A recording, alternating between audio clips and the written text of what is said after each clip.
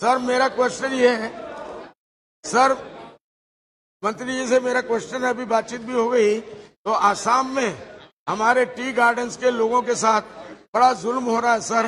Government ने wages जो है 620 रुपया करके किया है, टी गार्डन के मालिक लोग 220 रुपया आज के जमाने में दे रहे हैं। तो एक आदमी का खर्चा किसी तरीके से पूरा नहीं हो सकता, उनके लिए हॉस्पिटल का इंतजाम नहीं है, ड्रिंकिंग वाटर का इंतजाम नहीं है, सैनिटेशन का इंतजाम नहीं है, घर रहने के लिए नहीं, झोपड़पट्टी के वो किस तरीके से रह रहे हैं सर, वो एक इंसान की सूरत में नहीं है। तो इसीलिए क्या सरकार, क्योंकि लोग जवाब दे देते हैं कि स्टेट गवर्नमेंट करेगी और सेंट्रल गवर्नमेंट ने इसको कह दिया तो स्टेट गवर्नमेंट करेगी, स्टेट गवर्नमेंट कुछ कर नहीं रही है। इसलिए मेरा कहना है क्या इस मामले में सेंट्रल गवर्नमेंट कोई हस्तक्षेप करेगी और उनका हक दिलाएगी। माननीय मंत्री जी। अध्यक्ष महोदय, भारत के 15 राज्यों में चाय का उत्पादन होता है, जिसमें 4 प्रमुख राज्य आसाम, पश्चिम बंगाल, तमिलनाडु और केरल है। जहां तक आसाम की बात है, हमारा लार्जेस्ट टी ग्रोइंग स्टेट है और कहा जाए तो टी का बर्थ प्लेस है। जो विषय माननीय सदस्य ने उठाया है उसके संबंध में मैं आपके माध्यम से सदन को अवगत कराना चाहती हूं कि हमारे प्लांटेशन लेबर एक्ट के प्रोविजंस के तहत वर्कर्स के लिए, टी गार्डन वर्कर्स के लिए जिन सुविधाओं का आपने उल्लेख किया, चाहे वो मेडिकल की सुविधाएं हो, हाउसिंग हो, ड्रिंकिंग वाटर हो, ये सारी सुविधाएं प्लांटेशन लेबर एक्ट के तहत स्टेट गवर्नमेंट्स के द्वारा सुनिश्चित की जाती हैं। हमारा टी बोर्ड निरंतर ये प्रयास करता है कि चाय का productivity, production, quality, market promotion और एक्सपोर्ट प्रमोशन किस तरीके से, और इसके लिए हम अपनी विविध योजनाओं के माध्यम से निरंतर राज्य सरकारों में चाय बागानों को प्रोत्साहन देते रहते हैं। जो विषय वेजेस को लेकर आपने उठाया उसके संबंध में भी मैं बताना चाहती हूं कि हमारे स्टेट गवर्नमेंट्स जहां तक वेजेस का, ग्रेच्युटी का, पीएफ का या जितने भी दूसरे स्टैट्यूटरी ड्यूज होते हैं उनकी अदायगी का प्रश्न है, ये राज्य सरकारें देखती हैं। और इसके साथ साथ जो तमाम मैंने सुविधाएं बताई उसे भी देखना राज्य सरकारों का काम होता है। यदि आपके राज्य में किसी प्रकार की कोई समस्या आ रही है तो हमारी संवैधानिक व्यवस्थाओं के अनुरूप जिम्मेदारी राज्य सरकार की बनती है, लेकिन निश्चित रूप से आपने प्रश्न उठाया है तो राज्य सरकार से इस विषय में हम बातचीत करके ये कोशिश जरूर करेंगे कि इसका हल निकले। ऑनरेबल मेंबर, मुझे उम्मीद है कि जैसे सबके अच्छे दिन आ गए, मोदी जी के आने के बाद अच्छे दिन आने वाले थे, इन विचारों का भी कोई अच्छा दिन आ जाएगा। सर इसका जो है खासकर पीयूष गोयल जी इसका ख्याल रखें, मोदी जी से इस मामले में बात करें कि वो ध्यान दें। बहुत बुरा हाल है सर, बहुत बुरा हाल है। पूरी दुनिया में आसाम की चाय मशहूर है उसके नाम से। इसलिए ये मेरी दरखास्त है, आपसे डायरेक्ट दरखास्त है कि मोदी जी से बात करके उनके गरीबों के भी अच्छे दिन आ जाए। मेरा दूसरा प्रश्न है सर, सप्लीमेंट्री में आपने ये प्रश्न पूछा तो क्या पूछा है जी? ये प्रश्न पूछा तो क्या पूछा आपने? नहीं, प्रश्न ये डिबेट थोड़ी दूसरा ये है कि इनको जिस स्टेट के मालिक लोग 12% कंट्रीब्यूट करते हैं इनके चाय मालिक लोगों को, और मगर रिपोर्ट के मुताबिक आसाम में कई सौ टी स्टेट के मालिक वर्कर्स का पीएफ अमाउंट और ग्रेच्युटी अमाउंट सालों से अदा नहीं किया गया, जिसकी वजह से 650 करोड़ रुपया अभी उन गरीबों का बाकी है। क्या इस मामले में सरकार कम से कम हस्तक्षेप करके स्टेट गवर्नमेंट को मजबूर करे या दिल्ली गवर्नमेंट को दे? कम से कम ये तो उनका हक बनता है। इसके लिए मेरी खुसूसी आपसे स्पेशली रिक्वेस्ट है, अर्नेस्ट रिक्वेस्ट है कि आप इस मामले में भी दखल दें। माननीय अध्यक्ष जी, माननीय सदस्य आसाम राज्य से आते हैं। यहाँ के चाय का इतिहास 200 साल पुराना है और यहाँ की चाय विश्व प्रसिद्ध है और उसे दुनिया के बाजारों में पहुंचाने के लिए हमने सभी प्रयास किए हैं। मैं कुछ बातें आज जरूर आसाम के संबंध में बताना चाहती हूं जो प्रयास टी बोर्ड ने किए हैं।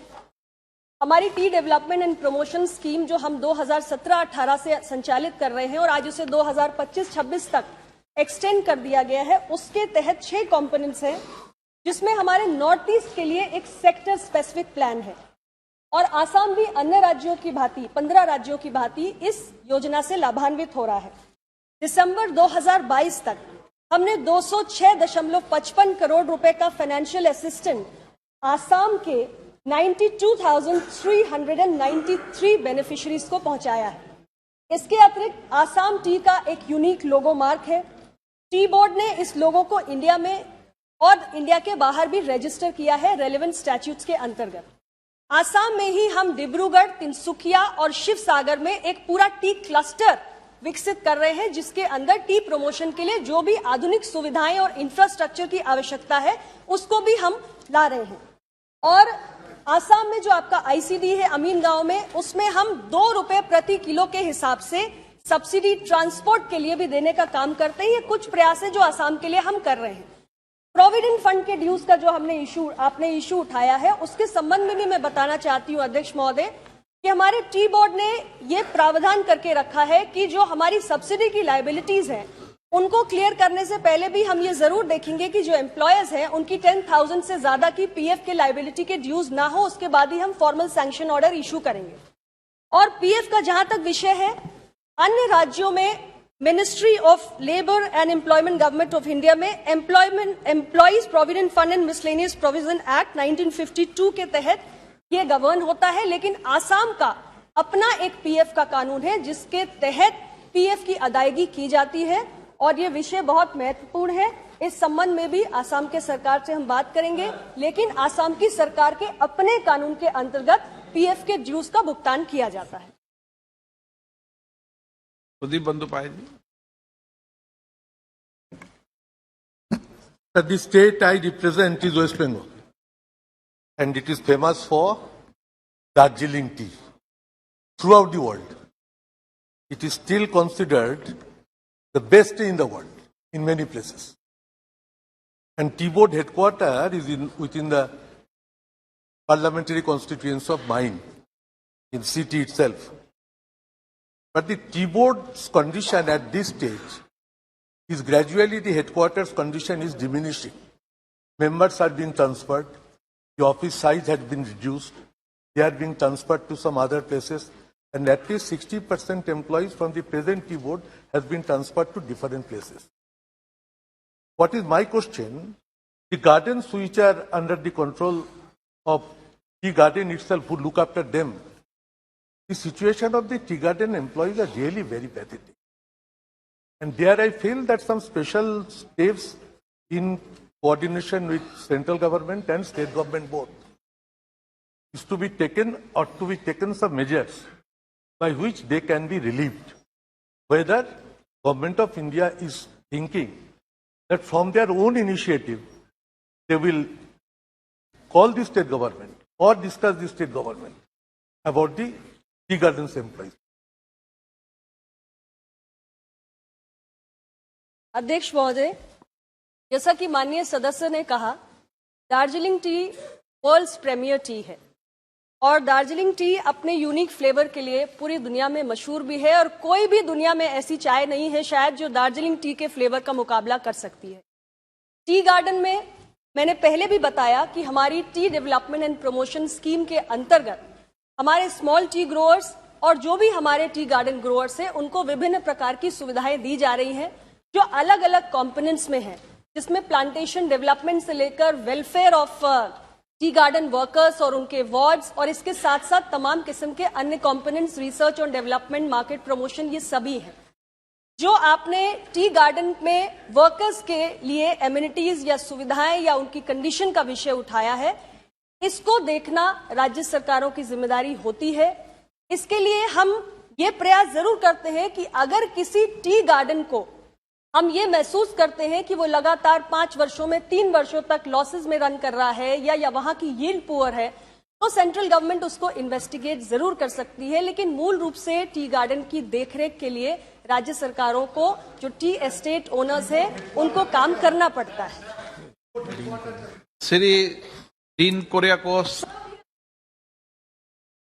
जो आप इनके कहने से जवाब मत दिया करो। Dean Kuriakose.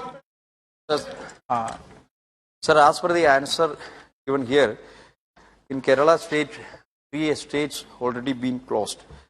But I am very sure in my constituency alone, more than 5 tea estates been closed their operation due to the financial crisis of managements. Sir, the problem of workers, they are facing a crucial situation. That means They are in a survival crisis. They are not getting enough wages, lack of housing facilities and basic infrastructures. Our state government, consecutively, this is the second year, they are announcing 10 crore rupees package for tea workers, but not been started any project. So, I am here asking to Honorable Minister here, if Tea Board is proposing certain special packages, whatever they proposed earlier for Bengal and Assam. If Tea Board Question क्या है आपका? that is my question, sir. If Tea Board is proposing any special package for the welfare measures of tea workers of Kerala, whether the government of India will agree to that or provide that special package. अध्यक्ष महोदय, आपने close T estates का जो विषय उठाया उसके संबंध में मैं आपके माध्यम से सदन को अवगत कराना चाहती हूं कि 7 टी एस्टेट्स क्लोज हुए थे, जिसमें से 4 वेस्ट बंगाल में थे और 3 केरला में थे। इसके पहले 12 ऐसे टी गार्डन्स थे जो क्लोज हुए थे। ये 12 के 12 पश्चिम बंगाल में थे और वो सारे वेस्ट बंगाल की गवर्नमेंट ने रिवाइव किए। In so far as a special package announcement for Kerala is concern, as of now there is no proposal under consideration. Question